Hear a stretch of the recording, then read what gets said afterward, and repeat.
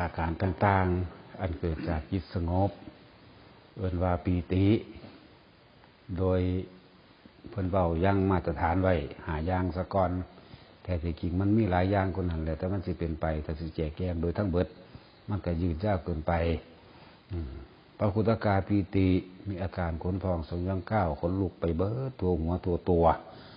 เนี่ย ลักษณะนี้อาการ2คืออาการปลื้ม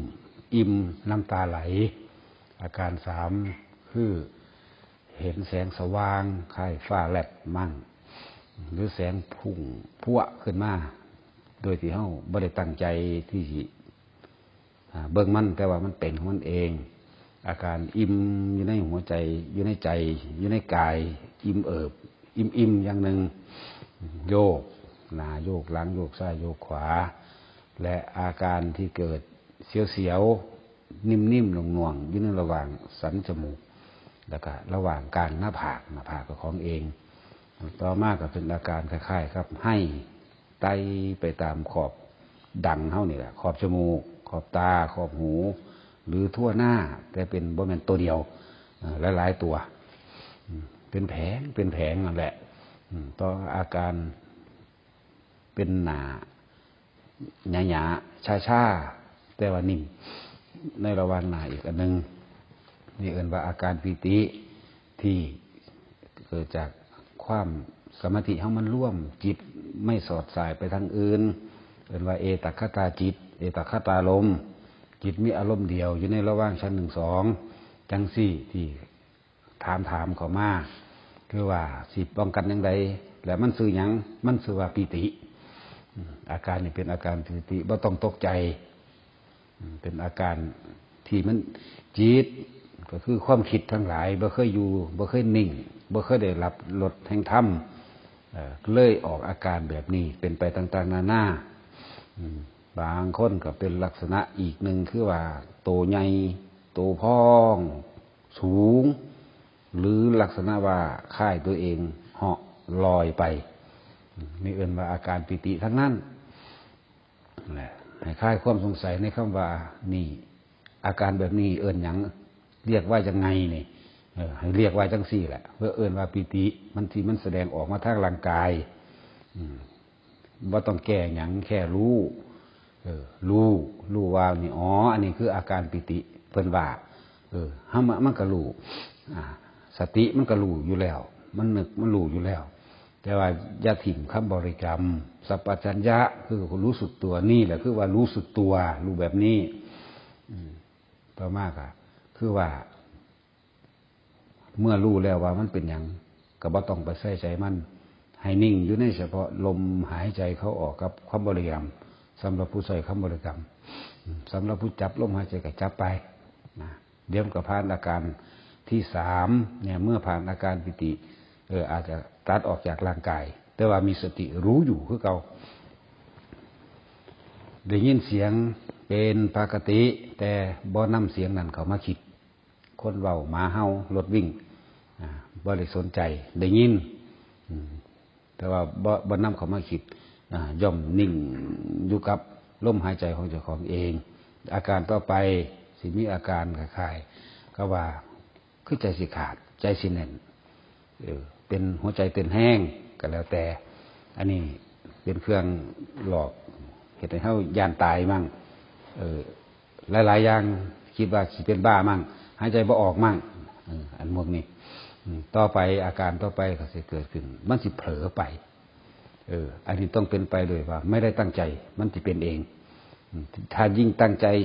ยิ่งอยากเห็นยิ่งอยากรู้ยิ่งบ่เห็นยิ่งบ่รู้ฉะนั้นให้อยู่สำคัญสุดแต่ต้องจับลมหายใจใจความรู้สึกกับความคิดทั้งหลายนี่แหละคือสตินั่นแหละอยู่กับลมหายใจเดี๋ยวมันจะเป็นเองเป็นนี่ลักษณะเป็นก็คือว่าเผลอไปนั่นเองเผลอเป็นเองไม่ได้เป็นโดยตั้งใจแต่ว่าขอให้ตั้งใจภาวนากับตั้งใจจับลมหันดีก็พอมันจะเป็นเองของมันดับอันนั้นบางคนก็อาจจะเกิดนิมิตเห็นนั่นนี่ต่างๆไม่ต้องแก้เห็นไปเรื่อยๆเห็นไปเรื่อยๆเดี๋ยวมันก็คอยโค้งขึ้นมาเองดอกเริ่มต้นแรกไม่ก็ต้องเป็นผู้มีอุปนิสัยอันนี้ก็ขึ้นอยู่กับผู้มีอุปนิสัย ในการโลดโผนเห็นนั่นเห็นนี่แสดงไปต่างๆนานาเบิ่งไปก่อนแต่ให้เบิ่งไปซื่อๆสักแต่ว่ารู้สักแต่ว่าเห็นแม้นสิเห็นเป็นสวรรค์เป็นนรกก็นำเขามาสอนเจ้าของเองนั่นแหละแต่การเห็นก็เห็นบ่ได้คือกันแต่ละมือแต่ละย่ามแต่ละอารมณ์แต่ละสิเป็นไปฉะนั้นบ่เป็นของที่เป็นสาระบ่ได้ให้ถือเอามาหลงมาเว้ามาไปจิตไปยึดยังกับมันดอกแค่รู้โอ้มันเป็นจังซี่เนาะเป็นแค่เครื่องพิสูจน์ว่าสิ่งลึกลับซับซ้อนทั้งหลายมันก็มีอยู่ในนี้แหละ ต่อมาแต่ว่าอาการที่ว่าเห็นนี่หลายๆอย่างสำหรับบางคนก็ยังมีความรู้สึกตัวสามารถคุยกันกับคนข้างนอกได้หมายถึงว่าถ้ามีผู้ถามว่าเห็นหยังเป็นหยังเป็นจังใดจังใดก็สามารถเว้าได้ลักษณะนี้ก็มีบางประเภทคือเขาลึกสุดไปถึงว่าชั้น4เอาเป็นว่าเงียบพึบแล้วในขณะที่สิถอยอาจจะเห็นตัวนี้สิออกมาจังคุยกันได้หมายถึงออกมาแล้วจังสิมาเว้าให้กันฟังได้บ่ได้คืออีกแบบนึงอีกแบบนึงก็คือสามารถรู้เห็นแล้วก็เว้ากับคนทั้งนอกได้เว้ากับคนทั้งนอกก็ได้ เห็นหยังตอนนั้นอยู่ไสอยู่หันอยู่นี่เป็นจังซั่นเป็นจังซี่ได้ทั้งนั้นเว้ากันได้อีกบางประเภทก็คือว่าอยู่ผู้เดียวก็เงียบพึบไปเลยอันพวกนั้นมีแต่ความเผลอเป็นเองทั้งนั้นแหละตั้งใจให้เป็นบ่ทันเป็นดอกบ่ได้คือผู้เขาเจ้าเชี่ยวชาญและชำนาญแล้วถ้าเชี่ยวชาญและชำนาญแล้วมันกำหนดได้อันนี้เฮ็ดไปซะก่อนอย่าไปเอาผลสูงสุดมันคอยทำไปเรื่อยๆจึงเรียกว่าทำให้มากทำให้บ่อยถ้ามันทำดูเขามากเขามันก็เกินกลายเป็นอาการชินแต่ตั้งสิกำหนดได้นั่นแหละสำหรับผู้ที่ถามมาลักษณะนี้ก็ให้ฟังเอาในอันนี้แหละเป็นคำตอบต่างๆนานาที่มันเกิดขึ้นเย็นที่ขามั่งเป็นบางครั้งคล้ายๆกับค้นจับหรือคล้ายๆกับเป็นก้อนน้ำแข็งที่ทาบลงขาเลยแขนเลยหลังเลยหัวเลยแล้วแต่มันสิเกิดขึ้นเพราะอาการต่างๆนานานี่เนี่ย ที่เอิ้นว่าเป็นอุปกิเลสกระถึกนะเป็นของดีอย่างหนึ่งกระถึกเพียงแต่ว่าทุกคนนี่ก็สิผ่านอาการลักษณะนี้สำหรับผู้ภาวนาแต่นั้นในการปฏิบัติทั้งหลายเหตุจังใดเขาก็มีมุ่งเจตนาในอันเดียวคือทำความสงบจิตได้จนถึงว่าเป็นให้เกิดที่ปัญญาปฏิบัติไปเถอะอย่าว่าผิดอย่าว่าถือนั่นผิดกับผิดในทางถือกับถือในทางนั่นเองคือทางที่เข้าสู่วิปัสสนานั่นเองทั้งว่าหลายๆอย่างที่เฮาได้ยินได้ฟังมาจังซี่อีหยังก็สร้างว่าอาจสามารถรู้แจ้งด้วยความรู้และความเห็นโดยเฉพาะความรู้จำคนเฮาบ่สามารถรู้แจ้งด้วยความรู้จำและความคิดเห็นของตนฉะนั้นที่รู้แจ้งได้เป็นความรู้จริงก็คือประสบการณ์ของเจ้าของเองเท่านั้นแต่ฟังผู้อื่นมาเป็นหมื่นแสนฟังพระอริยะเจ้ามาเท่าใดก็สร้างยิ่งฟังมากยิ่งสงสัยมากสงสัยไปเรื่อยไปถามหาเอาคำตอบถ้าทั้งใดก็บ่ได้คำตอบเพราะว่าบ่เป็นคำตอบที่จริงสำหรับตนจริงสำหรับเพิ่นเป็นประสบการณ์ของเพิ่นบ่แม่นประสบการณ์ของเจ้าของฉะนั้นหลักการต่างๆนานาก็มีไว้เพื่อเทียบเพื่อเคียงเพื่อเป็นแนวทางปฏิบัติบ่แม่นไปยึดหลักการ ลักษณะนั้นสำหรับผู้เรียนมากได้ยินได้ฟังมากแต่ว่าเฮ็ดจังได๋ก็สร้างสู่บุคคลผู้ปฏิบัติมากบ่ได้ประสบการณ์จริงนั่นแหละคือความรู้จริงของบุคคลผู้นั้นแต่ถือหลักการหลายก็สิเสียและขาดอิสระทางประสบการณ์ของตนเพราะมั่วแต่เทียบเพิ่นคือว่าจังสั่นเพิ่นคือว่าจังสี่นั่นเพิ่นแค่เทียบหรือบอกไว้เพื่อเป็นแนวทางเพื่อเป็นแนวทางซื่อส่วนประสบการณ์เจ้าของสิรู้เอาเองดอกอยู่ขึ้นอยู่กับความเห็นและความเป็นปัญญาของไผของมันหลายๆอย่างอาการต่างๆในอาการปิติสามารถมื่นตาเบิ่งได้เบิดแต่ว่าให้ประคองสติไว้บ่ซั่นเขาเจ้าสิเดินจงกรมจิตร่วมได้บ่ถ้าบ่มื่นตาบ่ซั่นสิฝึกกสิณได้บ่ถ้าบ่มื่นตานั่น อาการปิติสามารถที่มื่นตาเบิ่งได้แบบได้ก็ตามได้ทั้งนั้น บ่ว่าสิเป็นแบบเห็นแสงสว่างจ้าขึ้นในขณะที่รับตาแต่ว่าถ้าเราประคองจิตของเราได้ดีแล้วถูกต้องแล้วคล่องแล้วมันก็สิเห็นแม้กระทั่งที่ลืมตาอาการโยกนี่ยิ่งเห็นง่ายแบบนี้อาการร่างกายโยกหมุนมื่นตาเบิงประคองจิตแล้วก็มื่นตาเบิงธรรมดาโอ้มันหมุนอีหลีเนาะแค่นั้นในความคิดมันสิตอบเอาเองอ๋อมันหมุนอีหลีเว้ยมันโยกอีหลีตัวนี้นึกว่าเป็นเฉพาะความคิดรู้สึกนึกว่าเป็นเฉพาะความรู้สึกเข้าซื่อๆบ่แม่นตัวนี้หมุนอีหลีนี่ก็แค่รู้แค่นั้นแหละพ่อแล้วก็นิ่งอยู่ในลมหายใจคือเก่าอย่างอื่นๆมันสิเป็นเองอย่าไปบังคับให้เป็นความอยากเป็นอุปสรรคอยากให้เป็นแบบนั้นแบบนี้บ่มีเป็นถ้าสิเป็นคือเป็นแบบเผลอไปเผลอเป็นลักษณะนี้ อาการปิตินี่ก็เป็นเครื่องยืนยันว่าเป็นผู้อยู่ในฌานนั่นเองนั่นแหละพวกเฮ้าที่ได้จับจุดอุณาโลมถ้าเฮ้าเฮ็ดคล่องแล้ว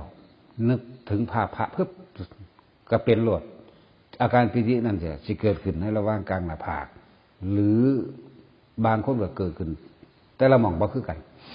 แต่ส่วนมากจะเป็นในระหว่างสันจมูกไปหาหน้าผากระหว่างกลางคิ้วนั่นเองลักษณะนี้กว้างน้อยก็แล้วแต่เป็นออกจ้าๆกว้างๆขึ้นหอดหัวหอดกลางหัวก็มีบางคนเป็นระหว่างกลางหัวก็มี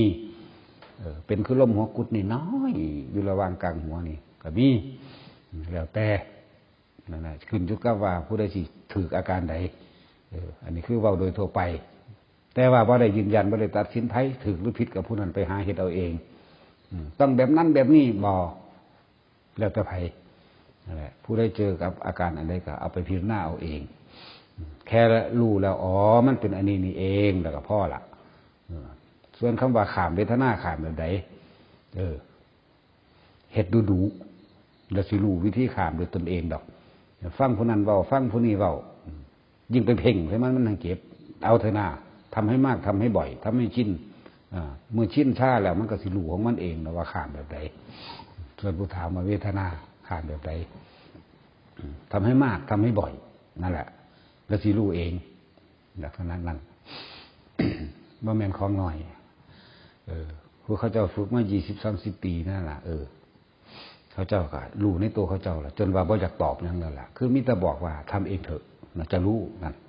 มิตรสิวาไปจังซี่เพราะว่ามันหลายหลากมากมายถึงจะไปตอบทั้งหมดสำหรับคนที่ฝึกไม่ดำปีแค่ปี2 ปี3 ปียังแต่ว่าก็บ่แน่แต่ว่าเพียงแต่ว่าส่วนมากคนสิมาตอบเอาคำถามถามเอาคำตอบแล้วก็ตอบเอาคำถามอีกต่างหากจังว่าถามเอาคำตอบเพื่อสิไปตอบคำถามก็มีแล้วก็สรุป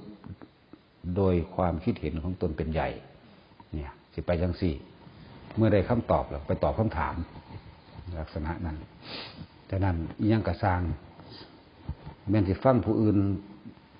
ถึงขั้นเพิ่นสิบรรยายแบบทุกสิ่งทุกอย่างจนถึงขั้นอรหันต์กระสร้างถ้าแต่ของบ่เคยเป็นแน่แค่ความรู้จำบ่เป็นความรู้จริงแต่ของบ่เคยประสบพบจักอย่างลักษณะนั้นถือได้ยินฟังกันมาบ่อยๆปล่อยวางตัวเจ้าของบ่ไหวตัวปล่อยวางได้หรือบ่ได้ก็ให้มันเป็นละอย่างอย่าเว้ามาร่วมๆมันเป็นการตัวเจ้าของชินในคำเว้าแต่ความรู้สึกนี่อาจสามารถถอนออกได้คนละแบบกันซะแล้วสังเกตความรู้สึกเจ้าของมันสิมีอาการศูนย์แบบใดเป็นห่วงแบบใดกังวลแบบใดนั่นเองภาษาใจภาษาความรู้สึกนี่แหละสิภาษาหยังนั่นเป็นแค่คำเว้าว่าจังสั่นว่าจังสี่แบบนั้นแบบนี้ถ้ายังมีความโกรธอยู่นั่นแหละเอาความโกรธชี้โทษราคาธรรมของเจ้าของเองปฏิบัติธรรมได้มากได้น้อยละได้มากได้น้อยก็เอาความโกรธนั่นแหละเพราะว่ามันเป็นกิเลสจดหยาบสามารถเห็นได้เร็วคนว่าให้พึบยังศูนย์บ่นั่นเบิ่งในความโมโหโทโสนั่นมีการผูกอาฆาตบ่สาบแช่งให้เขาตายชิบหายบ่นั่นความเป็นอริยะมันอยู่ไสล่ะคือความไม่เบียดเบียนทำลายให้ผู้ใดผู้หนึ่งเสียชีวิตและทรัพย์สินตลอดทั้งการสาปแช่งอย่างต่างๆนั่นแหละเอาความโมโหนั่นแหละมาวัดเจ้าของเองนั่นแหละผู้ใดจะฮู้ว่าเจ้าของละได้มากได้น้อยเอาความโกรธความรู้สึกต่างๆที่บ่พอใจนั่นเอง วัดออกโอ้ตัวนี้เฮาก็กำหนดรู้เฮาเองอยู่แล้วเอ้ากูยังศูนย์อยู่เว้ยโอ้นี่คือกำหนดรู้นั่นถ้ามันรู้แล้วมันก็ว่างของมันเองไม่หันแหละรู้เขามันก็เศร้าเองแหละฉะนั้นหลายๆอย่างที่ถามเขามาจังซี่ส่วนมากก็ซ้ำนี่แหละส่วนการว่างประสบการณ์ของภัยของมันจิตก็คือผู้รู้ก็คือจิตนั่นแหละแต่ว่าสิยึดติดในผู้รู้บ่เท่านั้นแหละมันจะไปมีอย่างมาก มันจิตสะเทือนเข้ามาหาความรู้สึกดอก อะไรที่สัมผัสกับตากับสัมผัสกับรูปตัวเมื่อสัมผัสกับรูปแล้วเกิดความรู้สึกว่าจังไดสั่นนั่นเป็นสุขหรือเป็นทุกข์เล่าล่ะเป็นสุขหรือเป็นทุกข์ล่ะนั่นมันก็เข้าสู่จิตวิญญาณของเราเองนั่นแหละจักขุธาตุรูปะธาตุจักขุวิญญาณธาตุนั่นตาวิญญาณนำเข้าสู่ความรู้สึกทางใจเองนั่นไปหันตากระทบรูปเห็นนั่นแหละเห็นผู้นี้เป็นตาสั่งไว้เฮ้ยกูจะสั่งนั่นเนี่ยเบิ่งเอาเองเบิ่งในเจ้าของนั่นแหละผู้นี้เป็นตาหักโอ้ยตาหักเด้เนี่ยนั่นความพอใจกับบ่พอใจราคาเดียวกันเป็นราคาเดียวกันเป็นราคาถ้ำถ้าไปเกิดขึ้นกันนั่นแหละเป็นลักษณะนั้นจักขุธาตุรูปะธาตุนี่แหละที่ว่าเข้าพากันทองอยู่นั่นนะตามันเป็นของร้อนแนวใดตาได้เห็นรูปแล้วพอใจหรือบ่พอใจกับบุคคลผู้นั้นนั่นจักขุธาตุรูปะธาตุนั่นรูปธาตุอันนั้นจักขุวิญญาณธาตุวันนี้วิญญาณรับรู้ความรู้สึกจากว่าล่ะความรู้สึกมันออกมาทางตาก็ร่วมลงไปในใจนั่นแหละหูก็คือกันโสตธาตุเห็นป่ะหูนี่โสตธาตุโสธาตุเท่านี้สัทธธาตุคือเสียงได้ยินมากนี่สัทธะคือเสียงด้วยสัทธธาตุนั่นแหละบัดนี้หูวิญญาณมันก็นำความรู้สึกนั้นเข้าลงใจพิจารณาคือเขาในความพอใจก็บ่พอใจนั่นแหละโสตวิญญาณธาตุเนี่ยวิญญาณหูวิญญาณตาวิญญาณหูวิญญาณจมูกวิญญาณลิ้นวิญญาณกายลงมากันร่วมตัวใหญ่มันวิญญาณใจเป็นผู้คิดผู้ปรุงผู้แต่งในความยินดีพอใจหรือไม่ยินดีพอใจเนี่ยก็เอามาสี่โทษราคาธรรมของเจ้าของใดทั้งเบิดนั่นแหละตาหูจมูกลิ้นกายร่วมลงสู่ใจใจมันจะบอกความรู้สึกชอบหรือไม่ชอบบัดนี้ความโกรธจะมากจะน้อยก็เบิ่งไม่หันเองมันบ่ได้อยู่ไกลดอกหน้าอยู่น้ำกายกับใจของเฮานั่นแหละไปพอเมื่อ